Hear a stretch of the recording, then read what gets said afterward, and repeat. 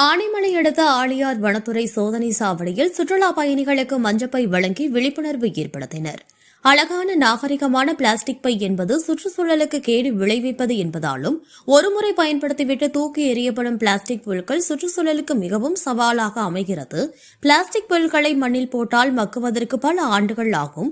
நீர்நிலைகளில் தூக்கி எறிந்தால் அங்குள்ள உயிரினங்கள் பாதிக்கப்படுகின்றன என்பதை வலியுறுத்தியும் வால்பாறை, கவியருவி, சின்னக்கல்லார் போன்ற பகுதிகளில் செல்லும் சுற்றுலா பயணிகளுக்கு ஆனைமலை புலிகள் காப்பகத்தில் பிளாஸ்டிக் மற்றும் பாட்டில்களை தூக்கி எறிவதால் அவற்றை உட்கொள்ளும் வனவிலங்குகளுக்கு பாதிப்பு உண்டாகின்றன என்பதை வலியுறுத்தி ஆனைமலை அடுத்த ஆழியார் வனத்துறை சோதனை சாவடியில் பொள்ளாச்சி வனச்சரக அலுவலர் ஞான பாலமுருகன் தலைமையில் மதியம் 1 மணியளவில் சுற்றுலா பயணிகளுக்கு பிளாஸ்டிக் பைகளை பெற்றுக்கொண்டு மஞ்சப்பை வழங்கி பிளாஸ்டிக் பை மற்றும் பாட்டிலால் ஏற்படும் தீமைகள் குறித்து விழிப்புணர்வு ஏற்படுத்தி அனைத்து சுற்றுலா பயணிகளுக்கும் மஞ்சப்பை வழங்கினார்.